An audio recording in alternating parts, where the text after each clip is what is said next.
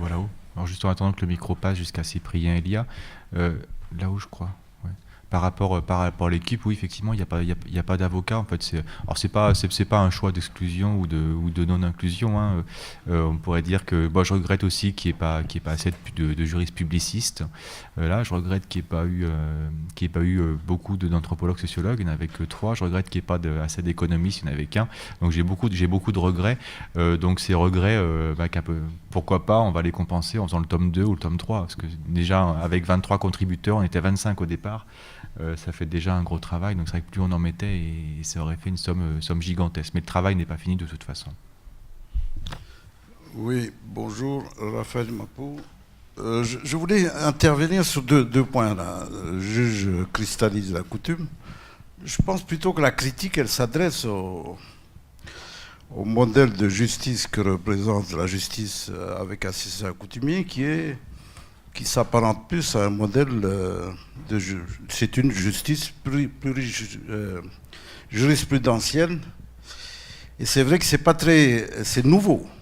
C'est nouveau, c'est ce qu'on peut relever. Cette justice jurisprudentielle, elle n'est pas la règle habituelle dans la justice française. Donc j'ai envie de dire, elle évolue, c'est obligé qu'elle évolue. Alors, sur l'autre point qui a soulevé aussi des questions, sur la place de la charte dans le système. Vous avez parlé des droits fondamentaux, en référence donc aux droits de l'homme. Mais dans l'esprit de la publication de la charte, c'est que les droits fondamentaux du droit autochtone, en ce qui concerne la Nouvelle-Calédonie, sont dans la charte. La charte, ce n'est pas des règles applicables.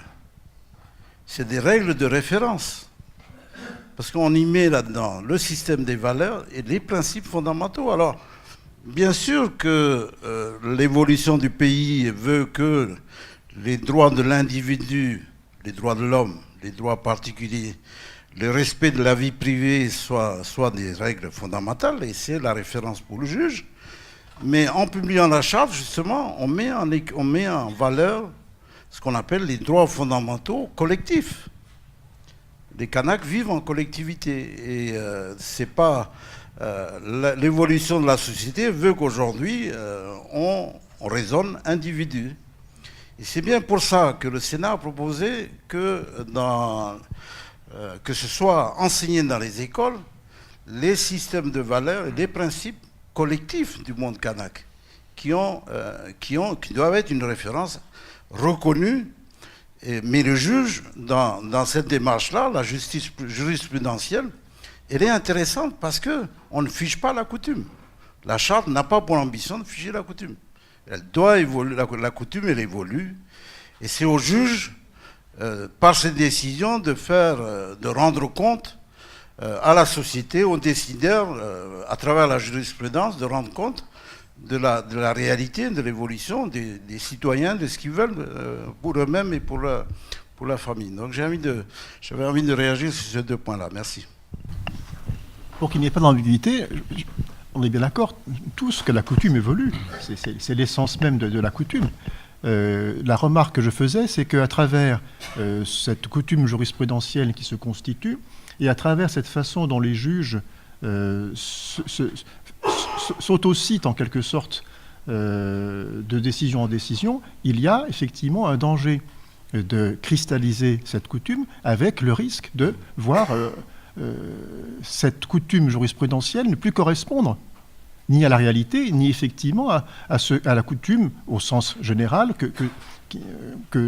qui naît de cette réalité. Donc ce que je critiquais, ou le danger en tout cas que j'évoquais, c'était de figer quelque chose qui par essence ne peut pas l'être, ne doit pas l'être. Voilà. C'est simplement cela. Hein. Cet aspect-là d'ailleurs devrait être évoqué à nouveau ce soir, je pense, avec la contribution de Pascal Demier. Je vous propose de faire la première pause ici, histoire qu'on reste sur un retard de 10 minutes uniquement, au moins jusqu'à présent. Et donc de se retrouver dans 10 minutes, il y a une pause café qui est servie en bas, dans le hall de l'amphithéâtre. Bien, je vous propose de reprendre ici pour les 2 dernières interventions de la matinée qui portent donc la première sur la question des intérêts civils et la seconde qui sera assurée par Samuel Gorouna sur la question des terres coutumières, mais des terres coutumières vues du côté de l'économiste en termes de valorisation économique. Donc je vais commencer pour ma part sur la question des intérêts civils. Attendez, je me mets un chronomètre histoire de...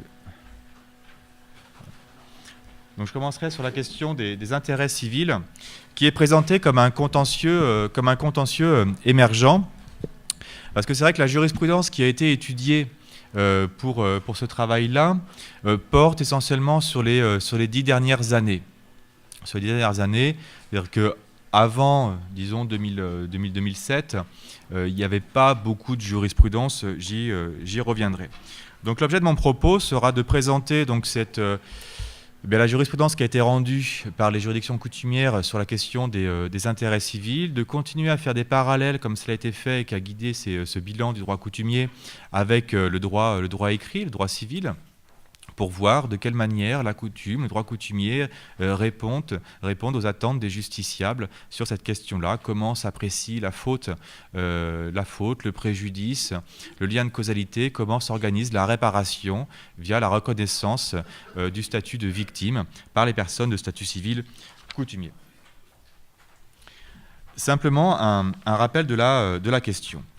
Lorsque l'article 7 de la loi organique de 1999 nous dit que les personnes de statut civil coutumier sont régies par leurs coutumes en matière de droit civil pendant une période relativement longue, disons qu'à commencer années 80, 90 et jusqu'au début des années 2000, on avait une conception, disons, assez restrictive de ce qu'était le droit civil pour la coutume, le cantonnant pour l'essentiel aux relations familiales, mariage, dissolution et filiation essentiellement.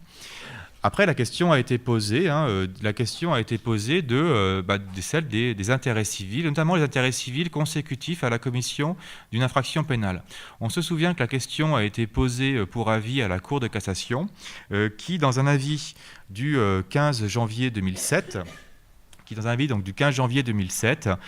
dit clairement que les intérêts civils sont également régis par la coutume, parce que les intérêts civils font partie du droit civil.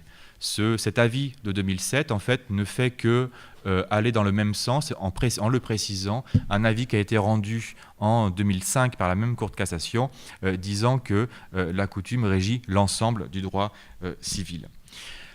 La conséquence qui en est découlée, notamment lorsque les intérêts civils étaient consécutifs à la commission d'une infraction pénale, c'était la dissociation des contentieux pénal et civil, ce qui évidemment ne pouvait que poser certaines difficultés, à la fois en termes d'organisation de la procédure, mais également et surtout pour la victime, qui se voyait contrainte, après avoir suivi le contentieux pénal et donc s'être fait reconnaître ce statut de victime, et bien devait, pour se voir allouer des dommages et intérêts, ressaisir une nouvelle fois le juge civil, mais cette fois composé des assesseurs coutumiers, afin donc d'obtenir une réparation civile.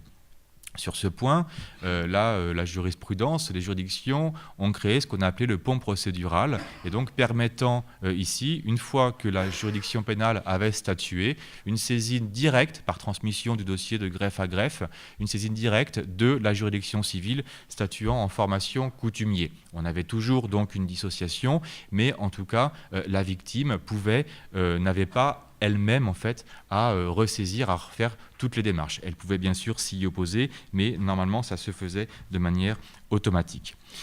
Néanmoins, cette compétence reconnue de la coutume pour se prononcer sur les intérêts civils n'a pas été complètement partagée, et peut-être que chacun se souvient notamment du discours de rentrée solennelle du parquet général, donc de la cour d'appel de Nouméa, où la compétence de la coutume a été mise en doute, à la fois sur le principe, d'une part, est-ce qu'elle avait vocation, la coutume, à régir les intérêts civils, et à supposer que ce principe soit reconnu, mise en doute également de la capacité de la coutume à réparer, à reconnaître certaines fautes, à reconnaître certains préjudices, et aussi à organiser une réparation par l'argent. Je rappelle ce discours-là parce que il a un petit peu guidé la manière dont j'ai abordé la question, en me posant la question de savoir est-ce que le droit coutumier de la responsabilité civile qui s'est construit depuis une dizaine d'années, donc, eh bien, est-ce qu'il permet une réparation au moins équivalente, disons, que la réparation qui est organisée via le Code civil. C'est un petit peu ce qui va guider au moins le premier temps de la discussion. S'agissant du pont procédural, chacun sait aussi sans doute que l'article 19, donc suite un petit peu à ces questionnements sur la capacité de la coutume à régir les intérêts civils, la loi organique a été modifiée en 2013 et l'article 19 a été donc modifié pour permettre de rétablir aussi dans ce contentieux l'unité du procès pénal et du procès civil, en permettant donc maintenant à la juridiction pénale de droit commun, lorsqu'elle statue sur l'action publique, de statuer également sur l'action civile, donc au sein d'un même contentieux. Donc là, l'unité ici est rétablie. Je verrai un peu plus tard, s'agissant de la procédure à suivre pour cela, mais au jour d'aujourd'hui, donc avec l'article 19, il n'y a plus forcément de dissociation des deux contentieux, des deux actions. Il n'en reste pas moins, et on le reverra, que même dans ce cadre, le juge pénal doit appliquer la coutume. Mais là, il doit le faire sans les assesseurs. Donc le principe. Donc pour étudier ce droit coutumier de la responsabilité civile, j'ai eu à disposition environ 70 décisions de justice rendues à la fois par la Cour d'appel de Nouméa, mais aussi par le tribunal de première instance de Koné et de Nouméa pour l'essentiel. Et de cette jurisprudence, il m'est apparu que le droit coutumier de la responsabilité civile apparaît à bien des égards comme relativement protecteur du statut des victimes et permet, on va le voir, de réparer un certain nombre de préjudices dont le droit civil n'aurait pas, que le droit civil en fait permet de réparer également. Mais il aborde également d'autres principes. Le principe, il est que c'est la coutume que l'on applique, c'est-à-dire que la faute, le préjudice ici doivent être évalués non pas au regard évidemment des critères du droit civil, mais au regard des valeurs coutumières. Et on le verra, cette façon de procéder, qui est tout à fait logique évidemment, permet de réparer des préjudices, permet de reconnaître des fautes qui ne le seraient pas si on appliquait simplement le droit civil. Alors de là à dire que le droit coutumier de la responsabilité civile est plus protecteur que le droit civil, c'est un pas que je ne franchirai pas. Néanmoins, on le voit et on le verra, il y a des fautes et des préjudices que la coutume peut réparer, ce que ne permettrait pas, dans une même circonstance, le droit civil. Donc je vous ai mis ici quelques décisions qui sont assez emblématiques des principes qui sont posés. Et on le voit, le principe coutumier, donc l'arrêt de 26 mars 2015, le principe coutumier selon lequel la violence n'est pas excusée, que le droit à réparation existe, que ce droit à réparation est un droit à réparation intégral du préjudice, on va voir ce que cela signifie, que ce droit à réparation individuel existe également et qu'il ne disparaît pas par le droit à réparation collective qui existe plutôt traditionnellement dans la sphère coutumière, ce qu'on appelle la coutume de pardon, qu'il y a donc une double réparation qui sont indépendantes, mais on le verra également complémentaires l'une de l'autre. Et un arrêt plus récent, 6 octobre 2016, eh bien, on le voit, qui intervient en matière coutumière, mais qui, on le voit, on reprend un principe assez commun de la responsabilité civile. Quiconque cause une faute, quiconque par sa faute cause un préjudice à autrui, est obligé de le réparer. Donc c'est un petit peu toujours cette comparaison entre droit civil et droit coutumier qui guidera tout ça. Je vous présente ici le sommaire et on verra assez classiquement, d'une part, les conditions de la responsabilité civile coutumière, où parlera de la faute et du préjudice, et ensuite la mise en œuvre de cette responsabilité civile. Donc dans un premier temps, sur les conditions de la responsabilité civile coutumière, on peut faire le constat, en tout cas c'est ce qui apparaît quand on étudie toutes les décisions qui sont rendues, c'est un trait commun, que on est sur des niveaux de réparation, de reconnaissance des préjudices relativement équivalents. Chacun connaît, je pense, la générosité avec laquelle la Cour de cassation reconnaît un certain nombre de fautes, reconnaît un certain nombre de préjudices. Il suffit pour s'en convaincre de relire toute la jurisprudence que l'on trouve dans le Code civil sous l'article 1382 ou 1384 pour voir que de nombreux préjudices sont réparés. Au-delà du préjudice évidemment physique et des préjudices matériels, sont reconnus en droit civil les préjudices moraux, des préjudices esthétiques, le préjudice de douleur, le préjudice d'angoisse de mort, un préjudice sexuel, etc., etc. Eh bien, ce qui apparaît, c'est que lorsque c'est la coutume qui est invoquée, eh bien, tous ces préjudices-là sont également reconnus et réparés. C'est-à-dire qu'il n'y a pas ici d'exclusive, il n'y a pas un droit qui, a priori, serait plus protecteur que l'autre. Il n'y a pas un droit qui, pour ces préjudices qui peuvent sembler tout à fait communs de devoir être reconnus, eh bien, il n'y en a pas un qui serait moins protecteur que l'autre. S'agissant du préjudice, la victime directe comme indirecte. Alors, les exemples que j'ai mis, par exemple pour les fautes, ici, où je parle des violences, où je pris des cas, évidemment pas par hasard, de violences sexuelles ou de violences intrafamiliales, eh bien, ce sont notamment ces types de violences qui étaient mises en doute dans ce discours du parquet général en 2012, comme si la coutume, c'est ce qui a été dit, la coutume exonérait ce type de violence. On le voit, la jurisprudence, en tout cas, les reconnaît le statut de victime et, partant, répare le préjudice qui est subi par la victime. Donc on voit à ce stade-là des responsabilités globalement équivalentes. Mais comme on applique la coutume, eh bien cette invocation de la norme coutumière permet aussi d'atteindre d'autres fautes et d'atteindre d'autres préjudices. La faute, le préjudice, lorsqu'on applique la coutume, doivent être appréciés au regard justement des valeurs coutumières. Et donc ce qui peut apparaître, c'est que les attentes ne sont pas forcément les mêmes. Donc j'ai pris ici quelques exemples qui montrent que parfois la faute peut être tout à fait aggravée dès lors qu'elle est appréciée non plus au regard du droit civil, mais au regard de la coutume. Donc j'ai pris quelques exemples, je ne vais pas tous les détailler, je prendrai simplement à l'oral le dernier par rapport à la case, à l'incendie d'une case. L'incendie d'une case, c'est, en tout cas pour le juriste de droit civil, c'est l'incendie d'une maison. La case, c'est une maison dans laquelle on habite, et donc si on se la fait incendier, eh bien, il s'ensuit un dommage matériel qui correspond à la valeur de la maison et à la perte des affaires, un dommage évidemment moral. Un dommage évidemment moral parce qu'on perd notre lieu de vie, chacun le comprend aisément.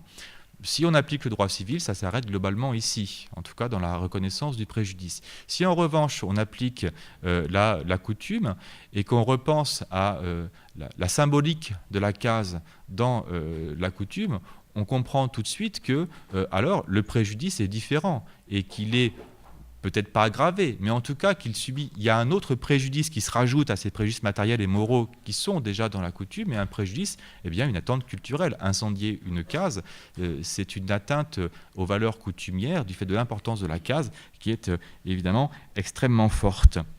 Ce qui montre ici que par le prisme de la coutume, on peut prendre en compte des préjudices, en tout cas, ou voir une faute, les deux sont évidemment liés, voir une faute ou un préjudice qui n'apparaîtrait pas forcément aisément en application du droit civil.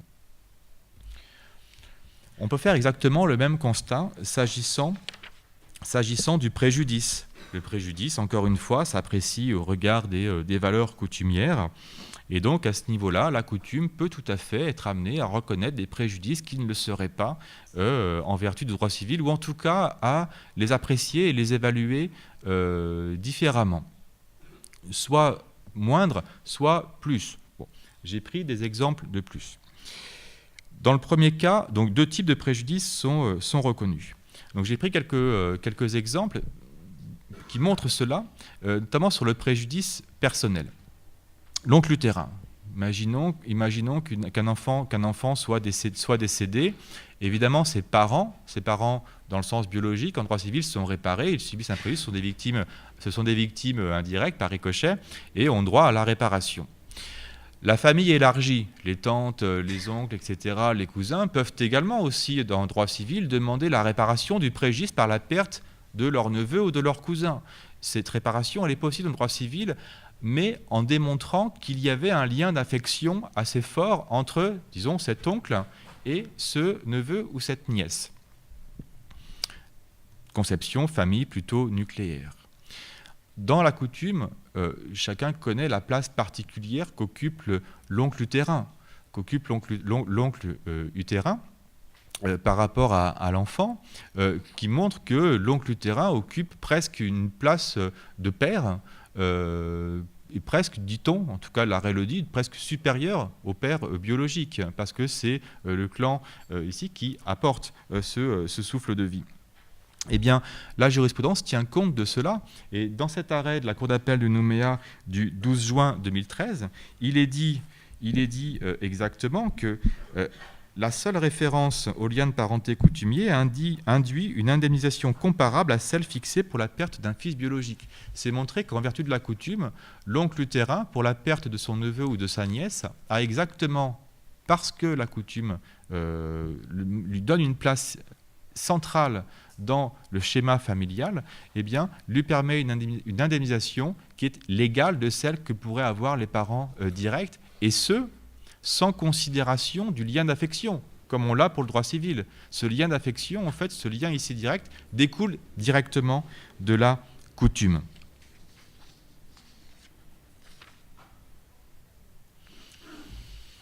Toujours en application des règles coutumières, un autre type de préjudice est reconnu, ou là, qui, pour le coup, n'existe pas en application du droit civil, c'est un préjudice collectif. C'est un préjudice collectif, un préjudice clanique aux valeurs coutumières.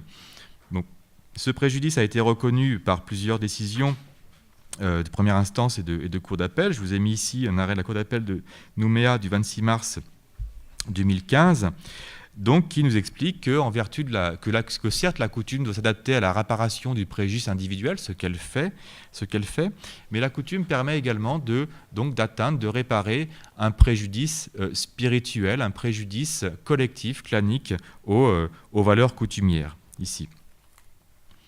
L'attendu qui est ici reproduit au milieu explique bien que le droit civil, à ce niveau-là, apparaît comme étant incomplet, et en tout cas insuffisant à atteindre, à réparer ce type de préjudice.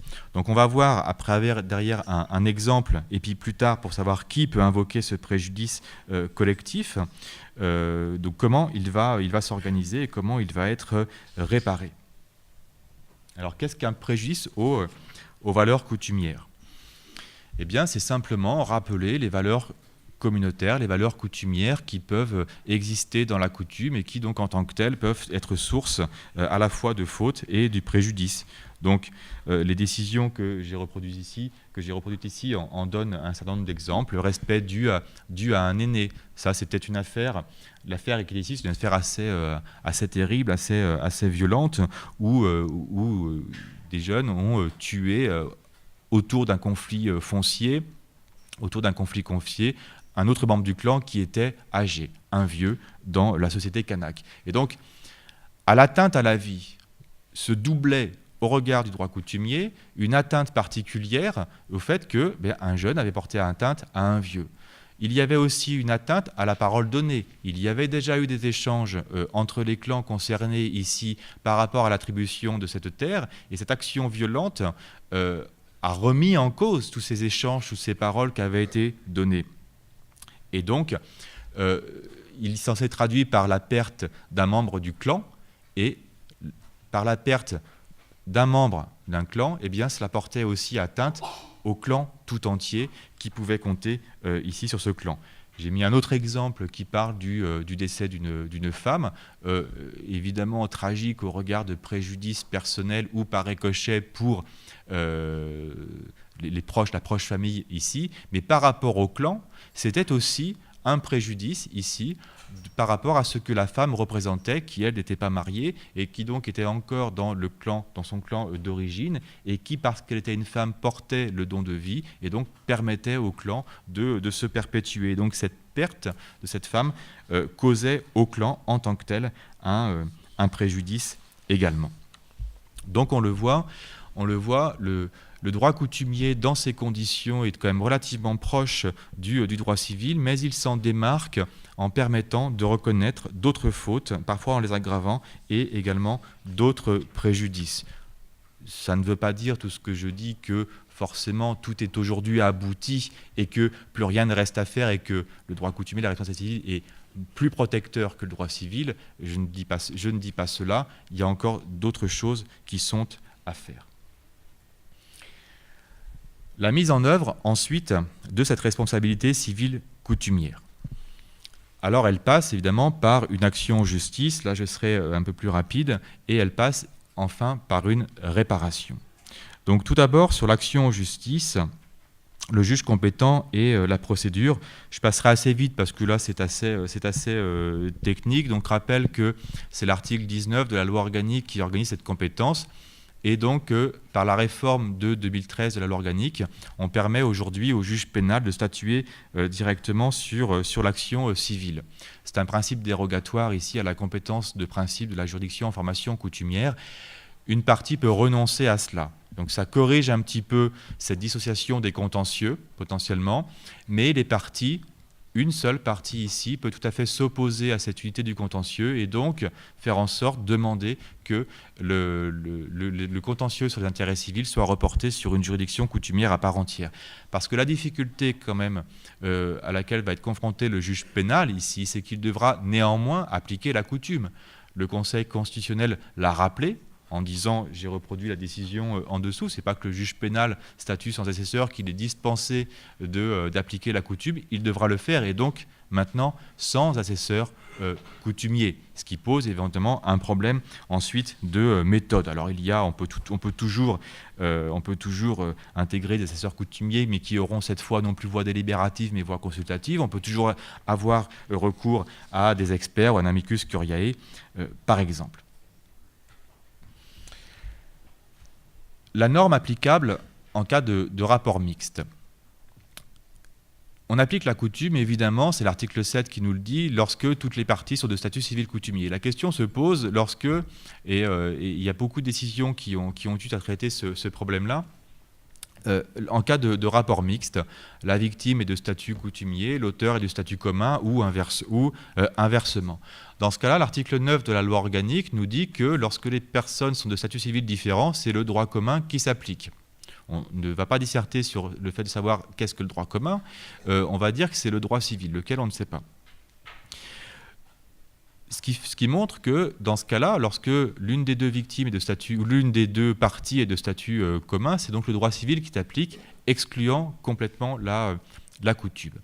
La Cour d'appel de Nouméa et les juridictions de première instance se sont trouvées saisies comme ça de litiges entre les deux parties directes de statut civil coutumier auxquelles venait s'adjoindre une association de victimes qui se portaient partie civile au procès, comme n'importe quelle association, évidemment, peut le faire pour la défense d'intérêts collectifs ou d'intérêts supérieurs. Et donc, ce qui intégrait une personne de statut commun au contentieux. Et la question était donc de savoir, est-ce qu'il fallait appliquer le droit commun, le droit civil, à tout le contentieux. La Cour d'appel de Nouméa, donc, et les juridictions de première instance, ont adopté une position un petit peu différente et ont scindé les contentieux entre, d'un côté, les victimes de statut coutumier, disons que l'auteur direct et la victime directe, disons, auquel cas on disait on peut appliquer la coutume. Et en revanche, dans le contentieux entre l'association, statut commun, et l'auteur ici du délit, statut coutumier, où là effectivement le rapport était mixte, donc on appliquait la coutume. Ce qui permettait au final de séparer aussi ces deux contentieux. Le contentieux concernant la victime directe et le contentieux concernant la victime, l'association qui se portait partie civile. Cette position qui permet une application distributive un peu plus fine des droits a été confirmée par la Cour de cassation. Alors la solution n'est pas n'est pas quand même clairement posée, parce qu'on a un arrêt du 22 avril 2014 qui dit l'inverse, la CAFAT étant partie civile aussi dans un contentieux où pourtant les deux parties principales sont de statut coutumier, on applique quand même le droit commun, et cette position a été également confirmée par la Cour de cassation. Donc ce qui peut apparaître à ce niveau-là, c'est une contradiction entre les deux ici. Je ne pense pas qu'il y ait véritablement de contradiction entre les deux. Je ne pense pas qu'il y ait de contradiction et que la différence peut tout à fait s'expliquer. Dans la première hypothèse validée en 2014 par la Cour de cassation, avec l'association ici, les contentieux sont complètement divisibles, en ce sens que le préjudice invoqué par l'association est indépendant, différent de celui que peut subir la victime. Bien sûr qu'il y a un accompagnement, mais on est bien sur deux fautes différentes, deux préjudices différents qui sont invoqués. Donc on peut tout à fait traiter l'un et l'autre de façon séparée. Alors que dans le contentieux où est partie civile droit commun la CAFAT, mais également un assureur ou un fonds de garantie, ici le contentieux il est indivisible, en ce sens que ce qui est demandé par la CAFAT ou par l'assureur est conditionné par la reconnaissance de la culpabilité et par la reconnaissance du préjudice envers la victime directe. Les deux sont complètement dépendants, enfin, en tout cas le deuxième de la CAFAT est complètement dépendant du premier, ce qui peut expliquer qu'effectivement il faut arriver à une même norme. Enfin, en tout cas c'est comme ça que pour ma part j'arrive à expliquer cette différence sans y voir une contradiction. Toujours sur l'action en justice par rapport aux parties. Victime directe, indirecte, je ne parle pas là-dessus. Ce qui est intéressant ici de noter, c'est que le clan se voit reconnaître dans la jurisprudence la qualité de partie civile. Donc le clan peut invoquer son propre préjudice.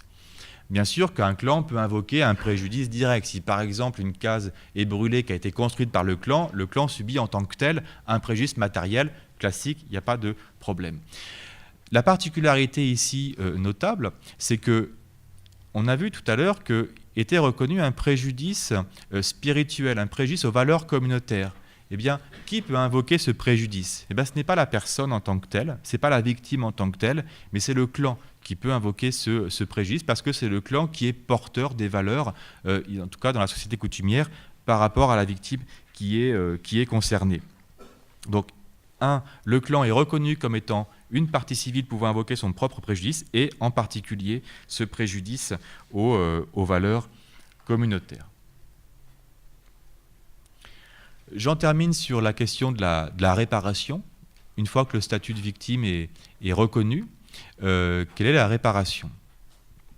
Toute la difficulté, j'en reviens au discours qui a été prononcé par le parquet général, il a souvent été dit que la société coutumière étant une société fondée plutôt sur le collectif et moins sur l'individu, il s'est souvent entendu que la réparation du préjudice collectif,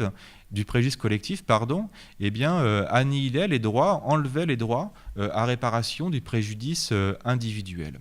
Ce que la jurisprudence montre au contraire, c'est qu'il y a un principe d'une double réparation. Une réparation qui est à la fois individuelle, pour le préjudice individuel, et une réparation qui est également collective, ici, dans le but de restaurer les liens sociaux qui ont été heurtés par la faute commise. Donc il y a bien affirmation d'un principe de double réparation, en ce sens que le droit à réparation, que la possibilité d'une réparation collective n'empêche pas à la victime d'obtenir une réparation individuelle. Cette réparation collective, c'est la coutume de pardon.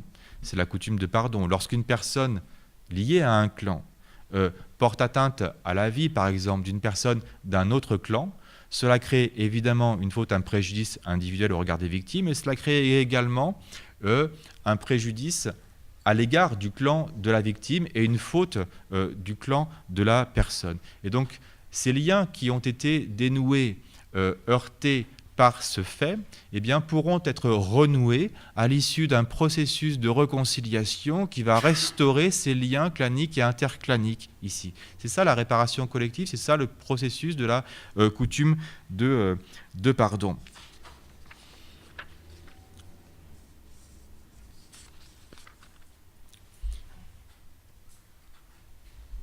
pourquoi affirmer ce principe de double réparation et d'indépendance entre les deux réparations? Parce que la coutume de pardon, tout ce processus-là est un processus long, qui est long et surtout qui n'est pas maîtrisé par la victime personnelle. Il doit y avoir une démarche qui est faite notamment par l'auteur des faits, une démarche qui est faite par les clans, et cette démarche peut prendre énormément de temps. Elle peut ne jamais aboutir, évidemment, mais elle peut aussi se faire qu'à l'issue d'un processus extrêmement long. Et donc, pour assurer ce droit à double réparation, pour assurer ce droit à une réparation individuelle, la jurisprudence a affirmé donc l'indépendance entre les deux modes de réparation. Ce qui veut dire, concrètement, on en déduit plusieurs principes, c'est que la perspective d'une coutume de pardon, de son existence en tout cas, ne prive pas la victime de ce droit à réparation. En ce sens que la victime, si elle refuse ce processus de coutume de pardon, peut-être que ça posera un problème au niveau purement coutumier, mais en tout cas, au regard de sa réparation, ce refus d'aller vers la coutume de pardon ne la prive pas du droit à réparation individuelle.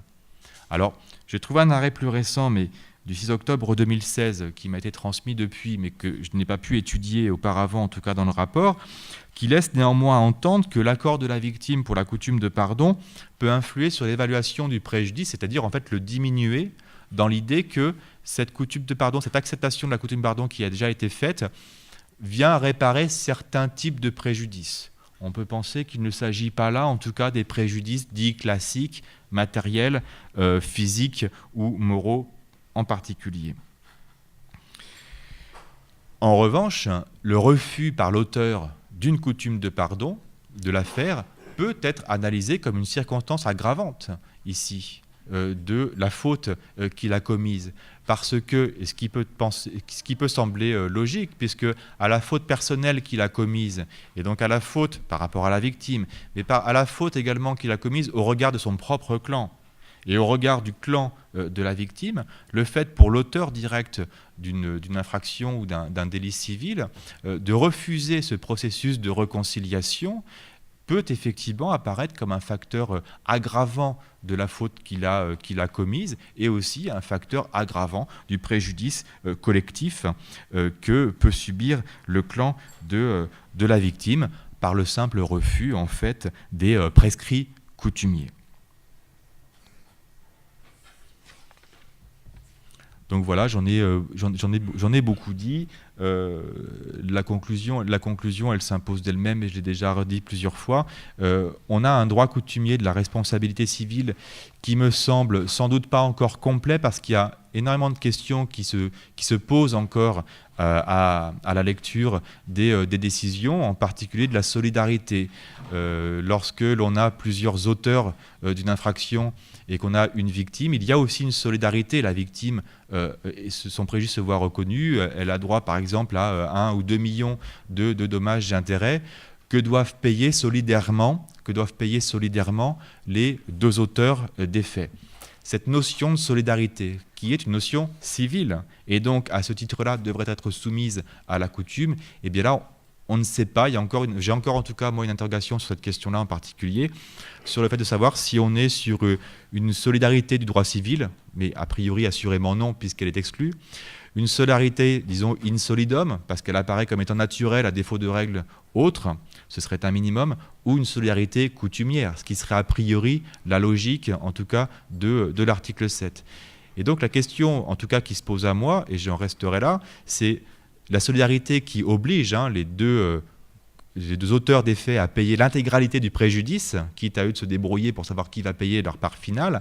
Si on parle de solidarité coutumière, est-ce que l'un des payeurs ne pourrait pas être aussi le clan ou les clans de l'auteur, voyez, élargissant encore donc le champ de cette solidarité, élargissant encore cette protection de la victime que pourrait assurer la coutume. Je vous remercie.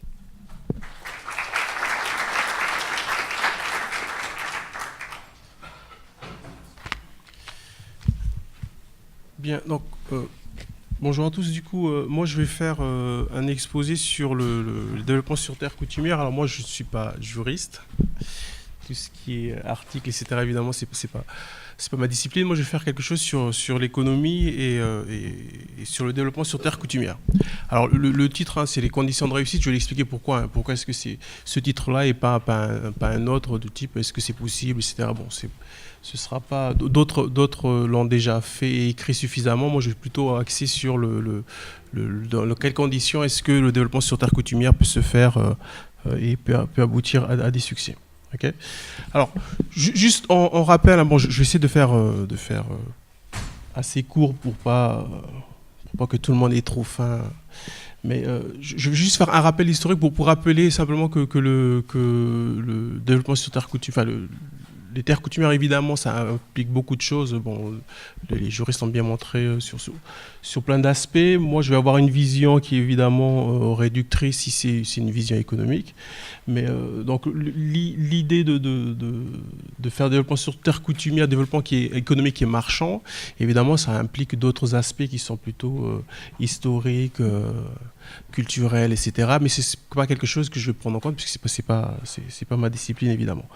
Donc, le développement, la valorisation, dire qu'on va faire de la valorisation marchande, économique marchande sur un territoire donné qui est un terrain foncier qui est coutumier, et évidemment ça occulte aussi toutes les autres valorisations qui ont toujours existé et qui existent encore aujourd'hui, mais qu'on ne prend pas en compte dans les statistiques et qu'on ne prend pas en compte parce qu'il n'y a pas d'échange monétaire et que du coup on fifie souvent de ce type de valorisation. Alors, les revendications, bon, ça a commencé bien, il y a très longtemps, mais les aspects où on a le plus de documents, c'est plutôt les années 70, 80, où à partir de là, on a imposé dans la revendication des terres aussi une valorisation économique. C'est la DRAF, l'Office foncier puis la DRAF qui a suivi ça plus en détail, où à chaque fois on a proposé, dans les revendications qui ont été faites, souvent on demande aussi que les terres le foncier qui est restitué puisse être valorisé de façon économique, donc marchande. Donc il y a souvent eu des élevages, des projets agricoles, etc., sur les terres coutumières. Et donc, voilà, l'idée, c'est d'essayer de voir dans quelle mesure est-ce qu'on aboutit à des succès ou plutôt à des échecs.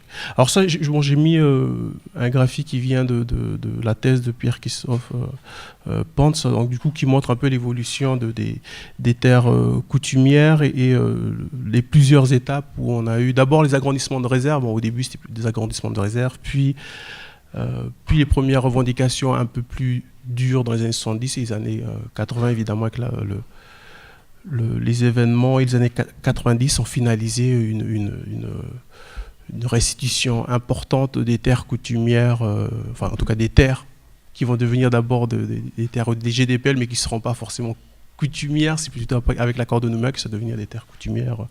Auparavant, les GDPL et les gens en tribu payaient aussi la taxe foncière sur ces terres-là. Alors, le bilan, ça c'est le bilan de la DRAF, hein, le terre coutumière de 78 à 2010, donc c'est l'étude de la DRAF qui a été faite sur le sujet. Au total, il y a eu 162 000 hectares donc, qui ont été acquis, c'est 10% de la surface de la grande terre. Le coût de la redistribution de la réforme foncière, c'est 6 milliards. Bon, c'est encore une fois, c'est les chiffres ADRAF avec 2010, jusqu'en 2010. Et sur ces terres redistribuées, les 145 000 terres redistribuées, il y en a 120 000 qui redeviennent des terres du coup coutumières. Donc il y a eu une redistribution aussi pour les terres privées. Notamment, il y a une période de la DRAF dans les années 80 qui était territoriale. Et là, du coup, c'était plutôt les terres privées qui ont été restituées. Alors l'évolution, donc de façon générale, donc ça c'est encore une fois c'est la DRAF, hein, c'est les chiffres de la DRAF qui sont disponibles également sur le site. Alors ce qui est intéressant, bon, la province des îles c'est 100%, quasiment 100% terres coutumières, donc du coup c'est les 11% qui sont les 11% ici, donc du coup qui ne bougent pas puisque les terres coutumières aux îles, donc représentent quasiment la totalité des surfaces. Ce qui est intéressant, c'est l'évolution des terres coutumières, mais sur la grande terre, c'est-à-dire entre les 22 et les 9% en 78, donc les 9% étant les terres coutumières en 78 et qui deviennent égalité ici avec les terres privées en 2010, donc 16% et 16%. Donc sur cette période-là, on a quasiment doublé les surfaces des terres coutumières. Alors, pour parler de développement économique, donc ça, je pense que c'est parfois assez évident, mais quand on écoute les discours un peu sur le sujet, on nommait souvent aussi cette variable, c'est la variable géographique. Quand on regarde l'ensemble donc, de la répartition des terres, évidemment, je ne compte pas la province des îles parce que c'est 100%, quasiment 100% terres coutumières, donc ça, je ne le compte pas. Mais tout ce qui est des grands marchés ici, sur la surface verte, tout ce qui est vert, ce sont les terres privées, et tout ce qui est orange, ce sont les terres coutumières. Donc évidemment, les terres coutumières à l'intérieur des terres, ça crée des handicaps sérieux pour faire de la valorisation économique marchande. Okay. Donc évidemment, je prends toujours ce type d'exemple-là, si vous êtes à la tribu de Conception et que vous faites une station-service, évidemment que ça marchera bien et bien mieux que si vous êtes à Bopop ou à Wayeguet et que vous essayez de faire une station-service, évidemment. Okay. Alors, le plan de la présentation, donc l'idée, c'est de voir le développement sur terre coutumière et rechercher, enfin, voir à peu près les conditions. C'est les conditions de réussite. C'est une question qui s'est beaucoup posée, on a souvent des difficultés évidemment à donner des recettes parce que les situations sont tellement différentes d'une tribu à l'autre, d'un clan à l'autre, qu'évidemment c'est difficile de donner des recettes. Donc ce sera quelque chose qui va être un peu global, mais qui va pointer les différentes conditions essentielles pour la mise en œuvre. Sur la remise en cause du développement économique marchand, encore une fois, sur terre coutumière, donc je vais l'aborder au début, donc dans une première partie, pour montrer, il y a énormément de choses qui ont été dites et écrites sur le sujet, donc il n'y a peut-être pas besoin de trop s'attarder là-dessus. Et puis après, c'est plutôt dans la deuxième partie où on va voir les conditions de réussite. Alors, sur l'argumentation contre le développement sur terre coutumière, en tout cas sur le fait que les développements sur terre coutumière aboutiront nécessairement à des échecs, faut avoir en tête les arguments qui sont théoriques et pratiques. Dans l'argumentation théorique, l'idée c'est que le développement économique et la façon dont on l'analyse en économie, on prend la base comme étant les individus, et tout ce qui est groupe, clan, etc., c'est que la somme des comportements individuels. Et donc, quand on fait toute la modélisation de cette façon de l'économie aujourd'hui en économie, c'est le mainstream, c'est le courant majoritaire en économie, ce qu'on appelle aujourd'hui ce modèle standard. C'est sûr qu'à partir de là, si on considère que les individus sont des rationnels, qu'ils maximisent leur bien-être, leur satisfaction, et qu'ils recherchent à chaque fois leur intérêt propre dans tout ce qui est choix de production ou de consommation, quand vous commencez à parler de clans ou de tribus ou collectivités, ça, c'est sûr que c'est compliqué à prendre en compte dans la théorie, mais c'est aussi parce que la théorie économique, il y a ce modèle-là qui est standard, qui a un peu une prétention universelle, universaliste, ou enfin tout ce qu'on veut sur le sujet. C'est compliqué, mais l'idée de base, c'est que pourquoi est-ce que ces théories-là sont répandues dans le monde et beaucoup y croient? C'est parce que l'idée de base, c'est que si les individus recherchent leur intérêt propre et que chacun fait sa production et qui recherche le maximum de son bien-être, le bien-être global de la société serait plus élevé que si on se réunissait autour d'une table et qu'on essayait de discuter de ce que seraient les productions de chacun et les consommations de chacun. C'est ça l'idée de base et qui fait que du coup ce type de modèle ont du succès dans le monde et que c'est le modèle dominant aujourd'hui. Okay, alors évidemment que c'est contesté. Ça a toujours été contesté, ça a été beaucoup moins contesté depuis la chute du mur, mais ça l'est toujours. Beaucoup de choses se font dans les communautés, dans la solidarité, etc. Donc évidemment que ça a toujours existé des comportements non individualistes, pas maximisateurs des intérêts, pas homo economicus, comme on aime le dire en économie, et qu'on enseigne dans toutes les facs. Évidemment que c'est remis en cause. Alors, si on vient sur la théorie, pourquoi est-ce que le développement sur terre coutumière, donc là c'est un collègue du laboratoire qui avait écrit un document sur le sujet, pourquoi est-ce que le développement sur terre coutumière ne marcherait pas? D'abord sur la propriété privée. en économie, on admet de façon générale que la propriété privée est plus efficace qu'une propriété collective si on veut faire de la production, allouer les biens et faire en sorte qu'on ait une production plus importante l'année suivante, qu'on ait de la croissance, etc. Okay ? Et donc, s'il y a une propriété qui n'est pas privée, qui est collective, on aura de sous-investissement dans ces zones-là, et on aura des parties du territoire qui seront moins développées que ce qu'on aurait eu si on n'avait que de la propriété privée. De la même façon, une propriété collective, ça apporte une gouvernance qui est mixte dans le sens où c'est pas vous seul qui décidez, mais vous décidez avec d'autres personnes, le clan, la tribu, etc. Et ça apporte des coûts supplémentaires. Et le coût de décision, dans le sens où ça met des coûts supplémentaires, du coup, ça n'incite pas à investir dans ces zones-là. La propriété collective est plus risquée, et elle est plus risquée parce qu'il faut mettre tout le monde d'accord. Et les décisions collectives sont des décisions qui sont lentes, qui sont coûteuses. Et donc évidemment, vous avez toujours un sous-investissement dans ces zones-là, parce que si vous avez de l'argent à mettre dans un projet, si vous devez passer 3 ans à discuter avec les vieux de la tribu, les clans, etc., vous avez mieux à faire de mettre cet argent-là en banque et vous aurez 2%, 3% d'intérêt, etc. Donc c'est ce coût-là qui est pris en compte et qui fait que donc si on analyse vraiment que l'aspect théorique, on peut se dire bon, en fait le développement sur terre coutumière, c'est forcément quelque chose qui va aboutir à un sous-investissement et un sous-développement dans ces zones-là. Après, sur l'aspect collectif, il y a tout un aspect incitatif aussi.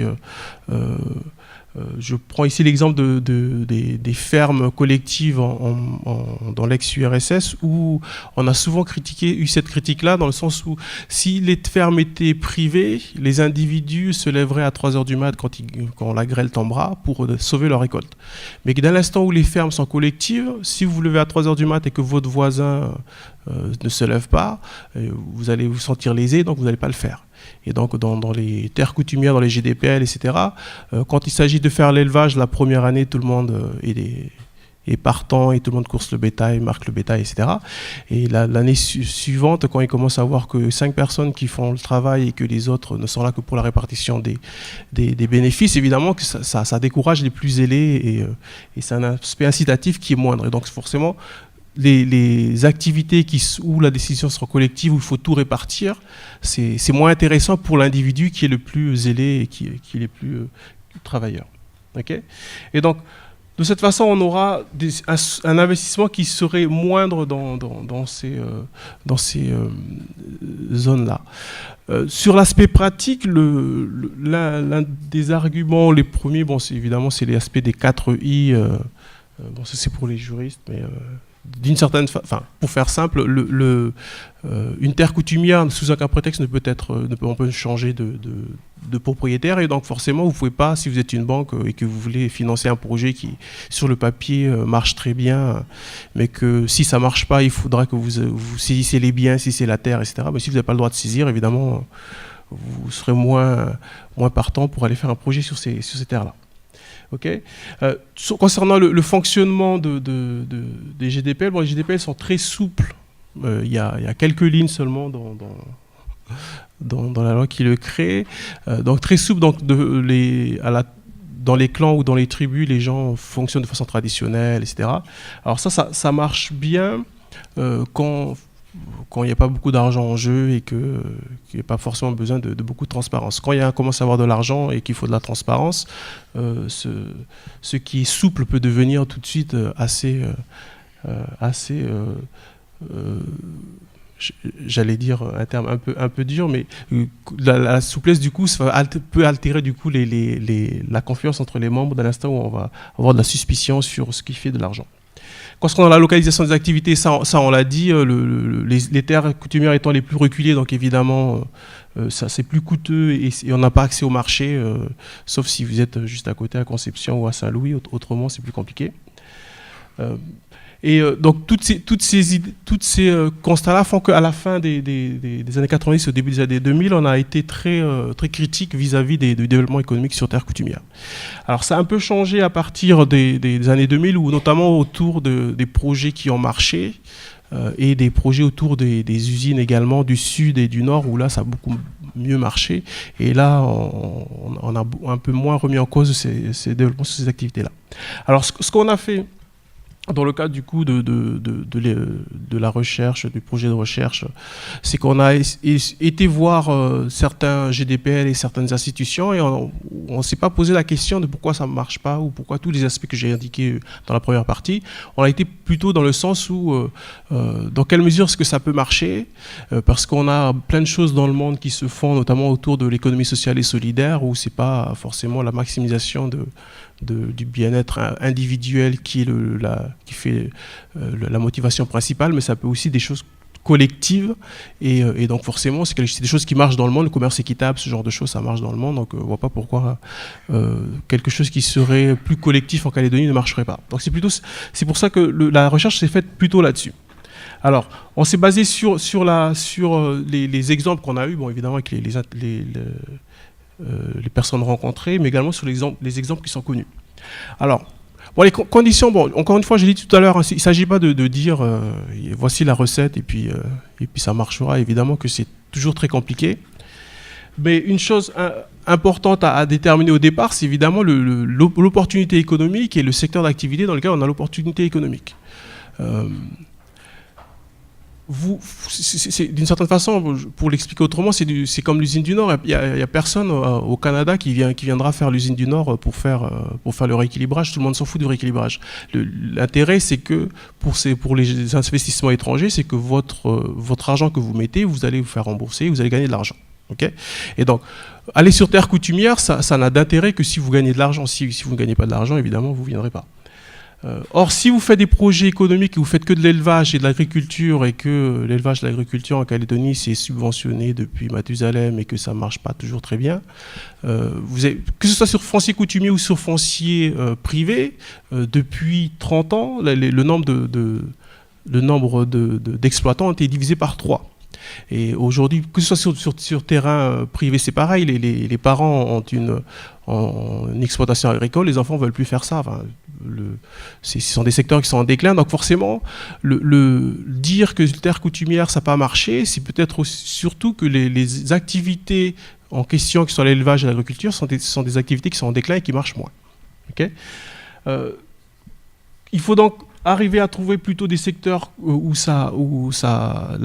l'opportunité économique est réelle, et on voit bien que les GDPL depuis en font beaucoup moins d'élevage et font beaucoup plus des activités plus rémunératrices, que ce soit dans les services, que ce soit le lotissement, etc., mais aussi les services à la mine, le BTP, etc. Et donc, c'est pour ça que c'est évident ce que je dis, mais souvent dans l'esprit que l'on a, on nommait ces conditions économiques qui sont essentielles dès le départ. Donc forcément, ceux qui sont proches des grands marchés vont plus facilement valoriser leurs terres coutumières que ceux qui sont éloignés. Vous prenez Koné par exemple, évidemment, ceux qui vont valoriser leur terrain foncier coutumier, ce seront ceux qui sont à Bako, mais si vous êtes à Théo ou à Bopop, évidemment que vous allez moins valoriser, parce que vous êtes moins proche des marchés, et c'est logique. Alors, ce sont les chiffres de l'ISEE qui montrent les différentes activités des GDPL. Ce qui est en vert, c'est tout ce qui est agricole, élevage, etc. Et bon, c'est que depuis 1995, mais bon, si vous remontez, c'est pareil, c'est que les GDPL font de moins en moins l'agriculture. Et encore, ce qu'on n'a pas là-dessus, c'est les activités qui ont cessé. Parce que je parlais tout à l'heure de courser le bétail quand on est 5 et qu'il faut distribuer à tout le monde. Évidemment qu'il y a plein de GDPL où l'activité a cessé en réalité. Mais on n'a pas dans les chiffres, puisqu'on ne sait pas quand ça a cessé. Et donc, vous aviez, ce que j'ai mis en rouge ici, ce sont les activités immobilières qui prennent de plus en plus de place. Et là, évidemment, c'est plus rémunérateur. Et donc, les succès sont au rendez-vous à ce moment-là. Au total, il y a plus de 800 GDPL sur la Calédonie. Alors, l'application volontariste des pouvoirs publics. En Calédonie, c'est difficile de trouver un secteur d'activité où vous n'avez pas la puissance publique qui intervient et qui aide le secteur en question. C'est pareil dans toutes les petites économies du Pacifique, c'est compliqué quand on est petit et qu'il faut se développer et avoir des standards internationaux, etc. Donc, ce qui est vrai pour n'importe quel foncier, évidemment pour le foncier coutumier. Après, si les pouvoirs publics s'impliquent moins sur le foncier coutumier, ça c'est une question politique, c'est pas une question économique. Sur terre coutumière, vous aurez du développement économique que si vous auriez mis également aussi les incitations en termes de politique publique pour qu'il y ait du développement économique. Prenez l'agriculture, c'est l'étude de l'IAC qui a fait beaucoup de bruit. C'est une agriculture non subventionnée dans les tribus et qui est évaluée à 12 milliards, alors qu'une agriculture subventionnée depuis très longtemps en Calédonie sur le foncier principalement privé est évaluée à une valeur ajoutée de 10 milliards à peu près.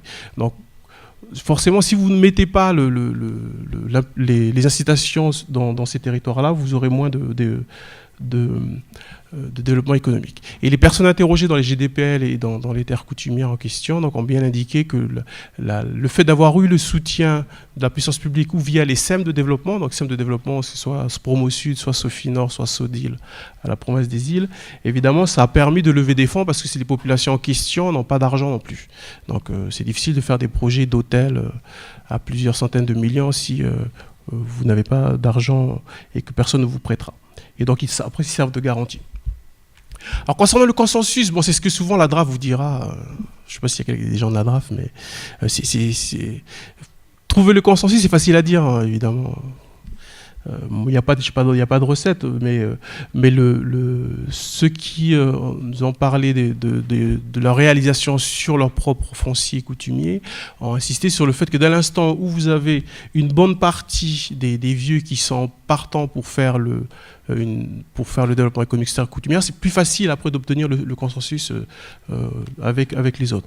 Et avoir des interlocuteurs, alors ça c'est très, très institution de dire ça, mais ce sont les institutions qui disent ça beaucoup, des interlocuteurs qui sont légitimes et volontaires, qui arrivent à convaincre les autres. Ça a beaucoup marché sur Baco, par exemple, ça a beaucoup marché. Ici, c'est pareil, autour du GDPL, IANA, etc.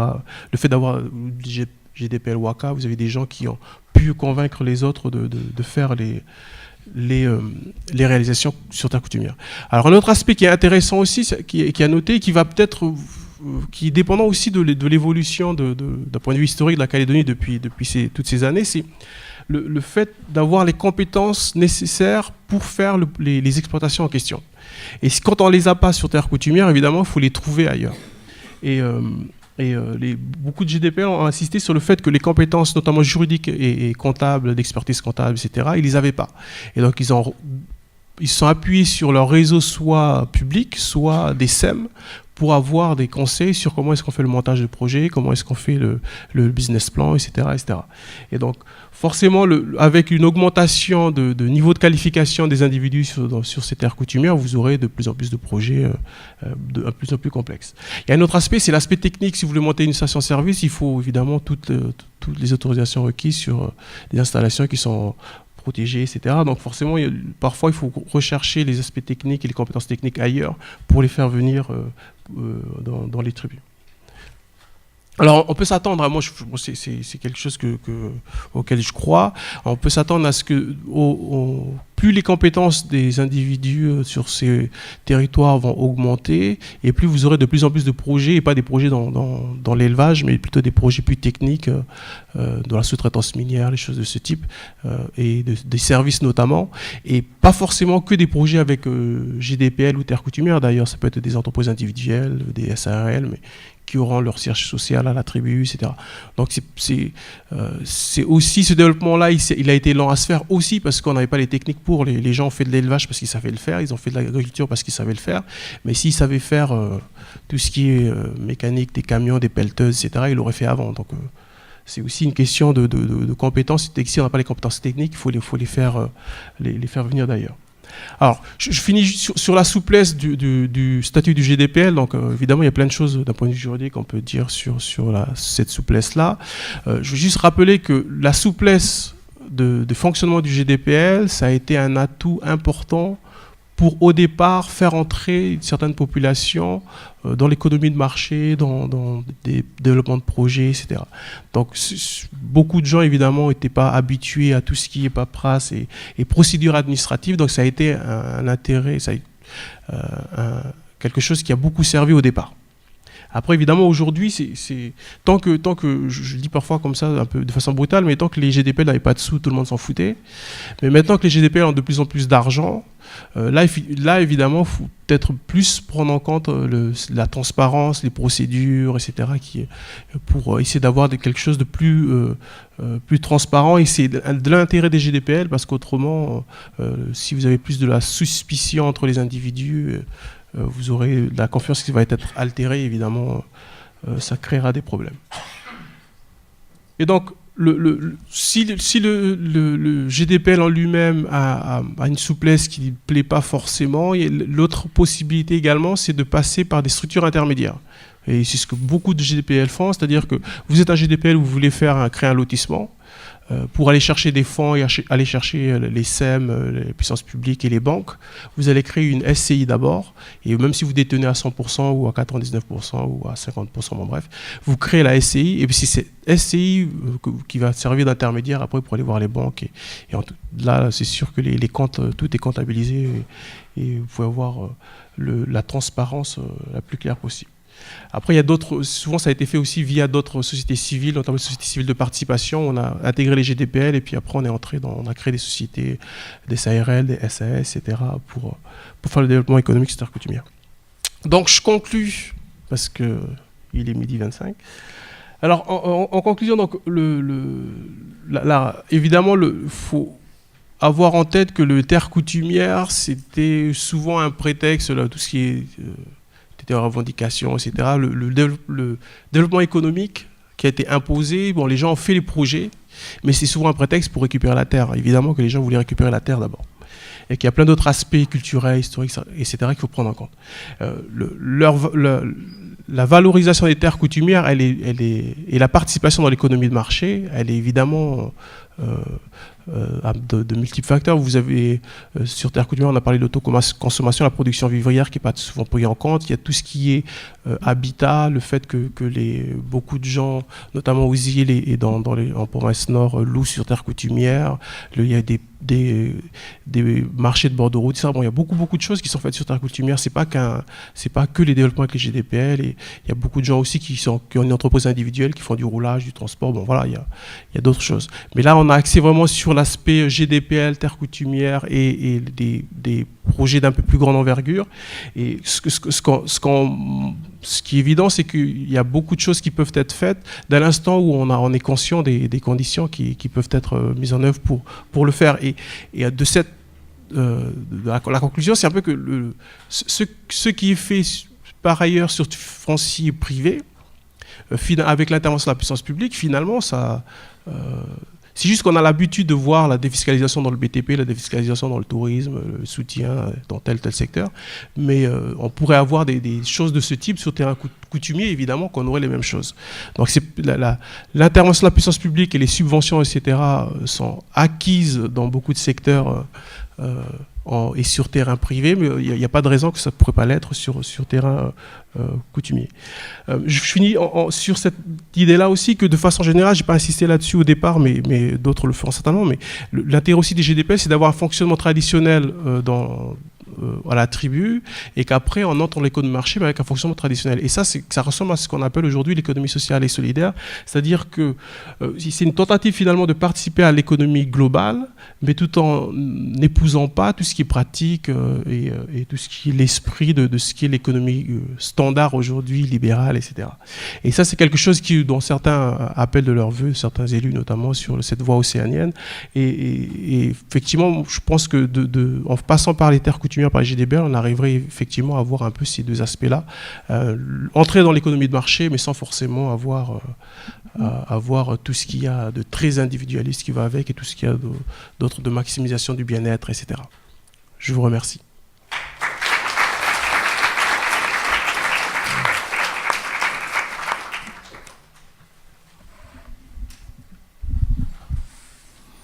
Merci Samuel pour cet aspect économique des terres coutumières. On aurait pu aussi dire beaucoup de choses sur les aspects juridiques. Et malheureusement, l'auteur du texte dans le rapport sur cette question-là n'est plus avec nous. Stéphane Lantignac, avocat au barreau de Nouméa. Je vois comme notre avocat essayer aussi de prendre la parole.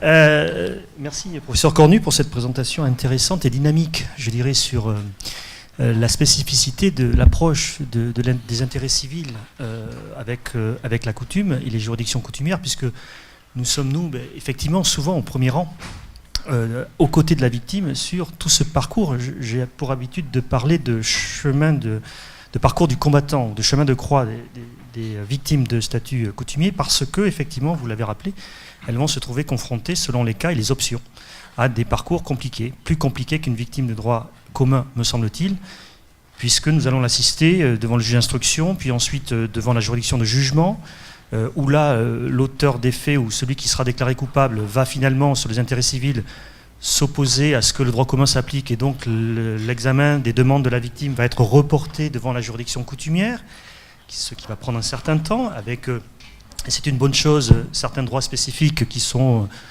traités de manière particulière, justement pour prendre en considération les particularités de la coutume. Puis ensuite, quand on continue ce parcours, cette victime, et je pense que vous connaissez sans doute ces décisions-là, va se voir opposer parfois, je parle sous le contrôle de mes confrères qui pratiquent aussi cette examination, va obtenir une décision qui va liquider ses intérêts civils, et donc va enfin obtenir sa décision qui fixe le montant des réparations qu'elle espère obtenir. J'en viens à mon propos, c'est que vous présentez à juste titre le fait que le droit coutumier, d'une certaine façon, peut apparaître comme étant plus protecteur de certains droits, notamment spécifiques. Je dirais que malheureusement, dans certains cas, c'est une expérience que j'ai vécue, il peut aussi constituer un frein à la réparation. Et je me précise, un frein à la réparation effective, puisque une fois que la victime a obtenu sa réparation et le jugement, il fixe le montant de ses indemnités, il va falloir les recouvrer, ces indemnités. Et là commence la dernière ligne droite du parcours du combattant. Et elle n'est pas des moindres, puisque, je continue le process judiciaire, la juridiction de droit coutumier va statuer sur les intérêts civils, et quand les conditions juridiques sont remplies, il va falloir saisir la commission d'indemnisation des victimes d'infractions.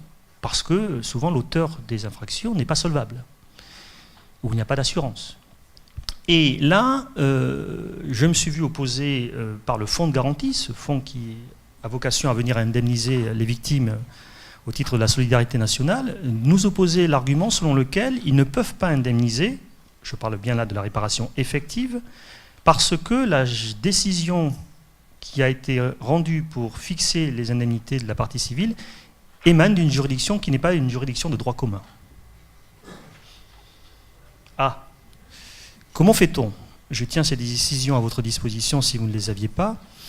Et eh bien, il faut savoir qu'à ce moment-là, la seule chose qui reste à faire pour cette malheureuse victime, qui déjà a de nombreuses audiences et de nombreux procès, eh bien, c'est de saisir le tribunal de première instance au fond, droit commun, pour faire condamner le fonds de garantie à indemniser sur la base d'une décision rendue, excusez-moi pour le côté peut-être parfois un peu complexe des choses, pour exécuter une décision rendue par une juridiction coutumière. Voilà, je voulais juste illustrer une situation supplémentaire à laquelle nous, avocats des victimes, parfois nous sommes confrontés, peut-être pour lancer cette réflexion, si jamais une autre solution n'était pas déjà en place, vers le législateur, lorsqu'il s'est agi de réformer l'article 19 de la loi organique pour organiser ce pont procédural que je salue de mes voeux, dont je remercie encore le législateur de l'avoir mis en place. Je ne sais pas quels ont été les débats, je n'ai pas eu la curiosité d'aller les lire, qui ont précédé cette réforme législative, mais peut-être y aurait-il encore un pas supplémentaire à franchir pour aider ces victimes à être indemnisées de manière effective, de manière plus simple, moins compliquée, notamment pour enjoindre au fonds de garantie de devoir s'incliner sur les décisions rendues par les juridictions coutumières et non pas nous opposer l'argument selon lequel ces préjudices ont été évalués par une juridiction qui ne serait pas de droit commun. Alors je prends votre remarque plus comme une remarque que comme une question. Je veux bien ce jugement auquel je serais bien en peine de répondre. Ça m'étonne quand même beaucoup, hein, effectivement, qu'un fonds de garantie ne soit pas soumis par la décision qui a été rendue par une juridiction, certes rendue en formation coutumière, mais quand même une juridiction étatique de bonne et due forme. Donc c'est quand même relativement étonnant et sans doute qu'il y a à creuser. Après, moi, c'est une question que je m'étais posée et après. J'ai aucune décision qui m'ont amené, où il y avait ce problème-là qui était posé, donc qui m'ont amené à le creuser. Donc je me suis arrêté effectivement à la décision, mais c'est très étonnant et pour le coup choquant, hein, effectivement. Question ? Personnellement, j'ai eu une décision de la CIVI qui, malgré cette position du fonds de garantie, a accordé l'indemnisation de la victime. Mais c'est vrai que le fonds de garantie, systématiquement, nous dit d'où vous sortez cette indemnisation d'une juridiction qui n'est même pas une juridiction. Je voulais vous poser une question, justement, en restant dans ce type de domaine. Parce que j'ai pas eu de dossier comme ça, est-ce que vous avez une idée du montant de l'indemnisation dans les jurisprudences que vous avez communiquées, du clan, l'indemnisation du clan par le clan pour c'est une victime, parce que dans la jurisprudence que vous avez dite, cette indemnisation, elle est exceptionnelle parce que c'est si on n'a pas eu de coutume de pardon correcte, mais je n'ai pas du tout d'idée de ce que ça peut être comme montant indemnitaire. Alors j'ai pas de chiffre en tête.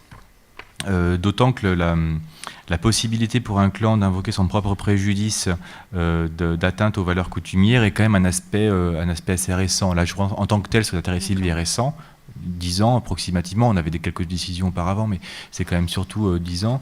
Et en revanche, cet aspect sur les valeurs coutumières est arrivé un peu plus tard. C'est-à-dire que c'est à partir de, si je ne me trompe pas, mais peut-être que Daniel me corrigera, que c'est à partir de 2012, 2013 surtout, que c'est commencé à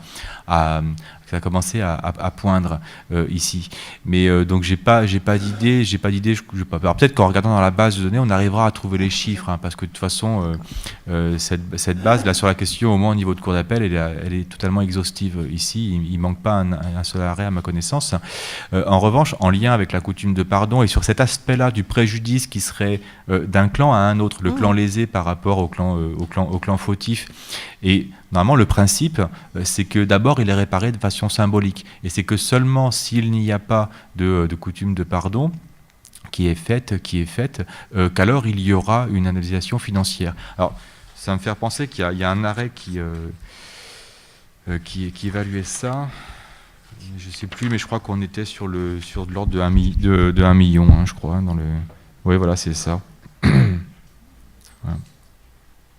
Alors, mais là, c'était des personnes, les auteurs, qui devaient payer au clan 1 million de dommages, 1 million. Parce que si on a indemnisation d'un clan à un clan, je veux dire, on a tous eu des dossiers où c'est absolument impossible de faire verser les sommes auxquelles le clan a été condamné, et la commission d'indemnisation des victimes d'infractions ne sera pas compétente.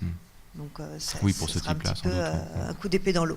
Je voudrais juste revenir un petit peu sur l'évolution dont vous avez parlé pour la différenciation. En fait, alors à une certaine époque, on avait les victimes, quel que soit leur statut, qui étaient indemnisés par la juridiction pénale. Et après, il y a eu une modification et j'ai eu l'impression que vous critiquiez un petit peu la position de la procureure générale et la position peut-être des associations qui se sont battues contre ce système de double type d'indemnisation.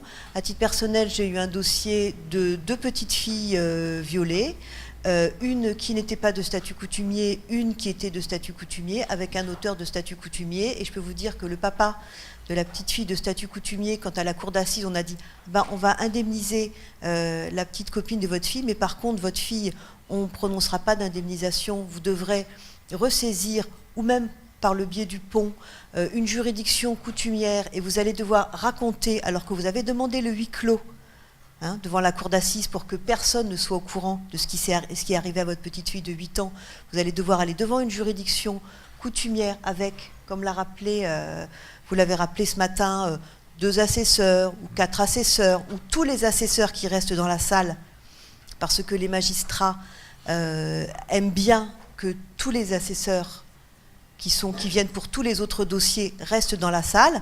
Vous allez devoir réexpliquer à ces gens-là ce qui est arrivé à votre petite fille, avec des détails. Si vous voulez avoir une indemnisation, ça a posé beaucoup de problèmes. Ça a posé beaucoup de problèmes, comme je disais tout à l'heure, aux vrais gens.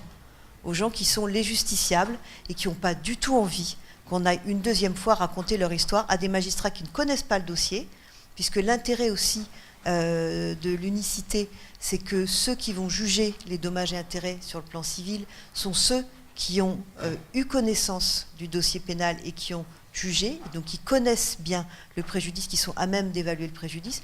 Donc pour moi, ça pose un gros problème de discrimination. Sous couvert de vouloir mettre la coutume en avant, ça pose un gros problème de discrimination pour les victimes. Alors sur la critique, oui, j'ai une position un petit peu critique, effectivement, par rapport à la position du parquet général. Mais après, c'est partie de cette hypothèse-là de base pour ensuite vérifier la réalité ici. Bien sûr que c'est une réalité qui est basée sur la jurisprudence. Critique en revanche par rapport aux associations, non, là pas du tout évidemment. Les associations, et je l'avais rappelé il me semble, sont tout à fait légitimes évidemment à se porter partie civile pour la défense des victimes quelles qu'elles soient. Donc ça, il n'y a pas de problème. Je parlais par ce biais-là en fait de la conséquence que ça créait sur l'application de la norme. C'était tout.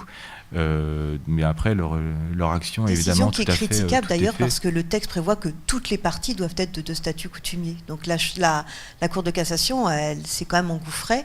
Elle a pris une position qui est un petit peu limite. Ouais, mais ça peut être toutes les parties. C'est un petit peu moi l'explication que je peux avoir pour expliquer cette différence, c'est que c'est toutes les parties à un même rapport juridique. Et le rapport juridique ici, il concerne d'un côté le lien direct entre la victime directe et l'auteur, et ensuite l'autre rapport juridique entre l'auteur et l'association. Donc on a bien deux contentieux qui sont différents, qui se rassemblent parce qu'ils sont faits, parce qu'ils ont une cause commune, la faute, mais en tout cas il y a à chaque fois invocation d'un préjudice distinct ici, même s'ils ne sont pas interdépendants. C'est une explication comme une autre en fait. Bien sûr, mais on pouvait avoir aussi l'association et un organisme de sécurité sociale. On pouvait aussi avoir la CAFAT dans ce type de dossier. Donc c'est vrai que, à mon sens, la position de la Cour de cassation, elle était pour entériner cette pratique, mais elle était contraire au texte. Ouais.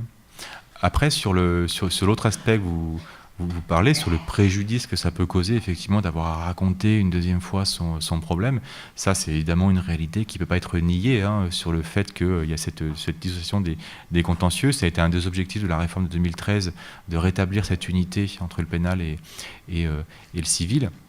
Donc ça, c'est un problème, effectivement. Ce à quoi la jurisprudence coutumière l'entend, parce qu'il y a un poste de préjudice, justement, qui a été reconnu par les jugements, un poste de préjudice spécifique lié à cette dissociation du contentieux. Ce qui est d'un point de vue théorique assez étrange, parce que c'est quelque chose qui est prévu par la loi, qui a été jugé comme non discriminatoire, c'est pas moi qui le dis, c'est la Cour de cassation dans un arrêt de 2009, même si en pratique ça peut évidemment poser des problèmes, mais en tout cas il y a un poste de préjudice particulier par rapport à ça, et donc qui peut donc couvrir cette difficulté qu'il y a en pratique à devoir raconter deux fois son problème. Poste de préjudice virtuel, parce que bien évidemment la CIVI ne va pas indemniser ce type de préjudice. Et ce qui a été fait dans la pratique, et c'est pour ça qu'on a finalement obtenu qu'il y ait une modification de la loi, c'est qu'on a spolié les juridictions coutumières et que les victimes sont allées directement devant la CIVI. Donc on a vidé le contentieux coutumier en allant directement devant la CIVI et du coup ça a forcé la modification du texte. Merci. Bien. On aura l'occasion de rediscuter de toute façon cet après-midi. Il y a encore 2 séances de débat cet après-midi et 2 autres demain matin également.